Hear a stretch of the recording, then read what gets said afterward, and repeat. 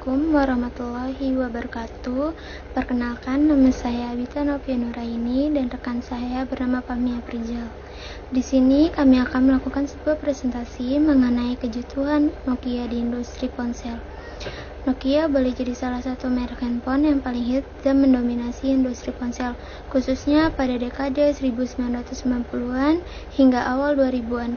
Di Indonesia, Nokia juga jadi ponsel sejuta umat tipe Nokia N-Gage klasik 2300, 3660, 6600, 7610, seri Express Musik 5300, hingga Nokia NT70. Dan masih banyak lainnya juga pernah booming pada masanya. Emang Nokia bangkrut? Kok masih ada HP yang Nokia yang dijual? Jadi guys, Nokia itu bangkrut sekitar tahun 2014-an setelah divisi perangkat kerasnya diakuisisi oleh Microsoft dengan mahar senilai 7,2 miliar dolar US, sekitar 96,8 triliun rupiah.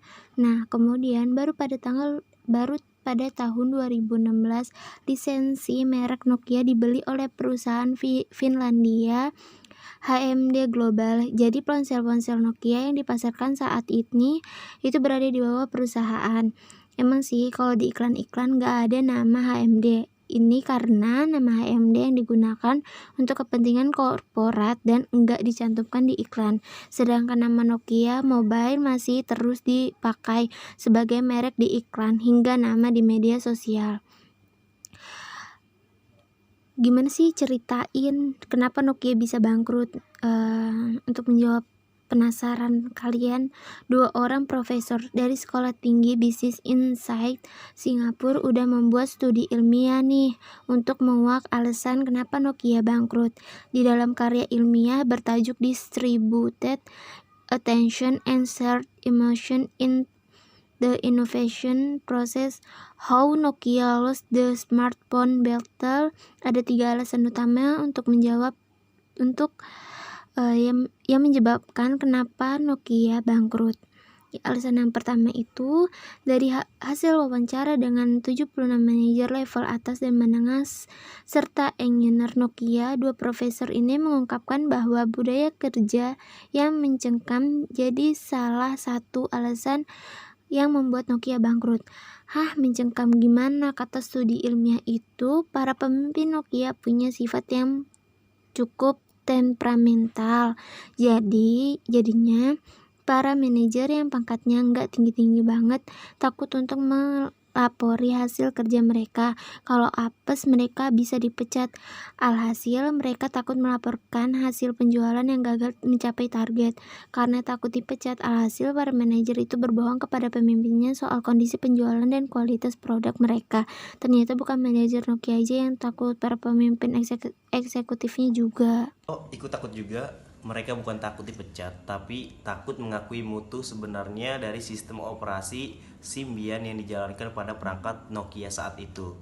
Para pemimpin eksekutif di Nokia ini khawatir apabila mengakui kualitas OS miliknya, para investor pemasok dan terutama penggunanya meninggalkan Nokia. Padahal waktu itu, tepatnya pada tahun 2007, industri ponsel sudah kedatangan pemain baru yang cukup menjanjikan, yaitu perusahaan Apple dengan produk pertamanya iPhone. Sistem operasi Apple, iOS, disebut-sebut juga punya mutu yang bagus. Menurut para eksekutif Nokia, butuh waktu cukup lama untuk membangun sistem operasi yang bisa menyamai atau melampaui kualitas iOS buatan Apple. Terus mereka enggak usah gitu. Usut punya usut, pemimpin kelas atas di Nokia katanya kurang kompeten dalam urusan teknis. Jadinya ini berpengaruh juga untuk kualitas teknologi yang mereka buat, terutama dalam menetapkan target dan keputusan. Beda dengan Apple yang mana posisi pemimpinnya diisi oleh para engineer yang udah katam soal teknologi. Salah satu blunder yang pernah dibuat oleh para petinggi Nokia adalah mengalokasikan SDM perusahaan untuk mengembangkan ponsel baru yang sesuai dengan permintaan pasar saja. SDM ini nggak dimanfaatkan untuk tujuan jangka panjang lainnya, misalnya untuk mengembangkan sistem operasi baru. Terus alasan kedua, gagal berinovasi dan manajemen karyawan yang buruk jadi alasan lain kenapa Nokia bangkrut. Budaya kerja yang mencekam ini mempengaruhi bagaimana interaksi antar karyawan Nokia ketika bekerja. Para pegawai jadinya saling melemahkan antara satu dengan yang lainnya. Politik internal di dalam perusahaan juga akhirnya gak bisa terelakkan dan membuat perusahaan semakin rentan tergerus arus kompetisi. Para petinggi Nokia juga terus menggunakan pendekatan keras tanpa melihat situasi yang terjadi di internal perusahaan. Manajemen karyawan buruk inilah akhirnya membawa Nokia ke jurang kejatuhan. Ada alasan lainnya? Tentu ada. Masih ada para petinggi Nokia juga disebut-sebut sulit mendengarkan saran dari pihak lain, terutama pelanggan, mitra, dan karyawannya.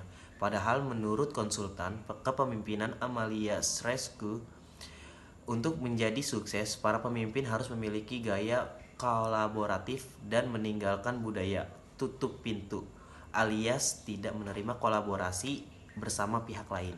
Alhasil gabungan dari faktor manusia ditambah dengan faktor ekonomi dan juga struktural yang terjadi di internal perusahaan membuat Nokia kesulitan berinovasi dan akhirnya bangkrut.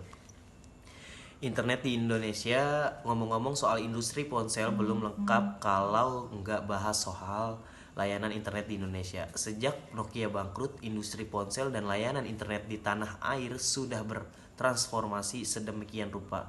Dulu kalau pakai Nokia mungkin kita masih mengakses internet dengan jaringan 2G atau 3G ya. Sekarang ada kabar baik soal generasi yang baru jaringan seluler ini.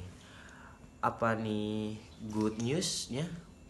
Ya, sekarang Indonesia sudah mulai menyiapkan jaringan 5G di Indonesia supaya makin ngebut ketika mengakses internet. Kementerian Komunikasi dan Informatika Kominfo juga udah tentuin 13 kota di Indonesia yang bakalan kebagian jaringan 5G di kloter pertama. Facebook dan Google bikin proyek kabel bawah laut AIDS. Gak cuman soal pengadaan jaringan generasi kelima yang bakal bikin internet cepat di Indonesia. Facebook dan juga Google ngumumin nih bakalan menggelar proyek kabel bawah laut. Kabel bawah laut ini bakal menghubungkan wilayah Indonesia, Singapura, dan Amerika Utara. Tujuannya tak lain dalam rangka meningkatkan kapasitas koneksi internet antar wilayah. Sekian dari penjelasan kelompok kami, kurang lebihnya mohon maaf. Wabillahi taufiq wal hidayah. Wassalamualaikum warahmatullahi wabarakatuh.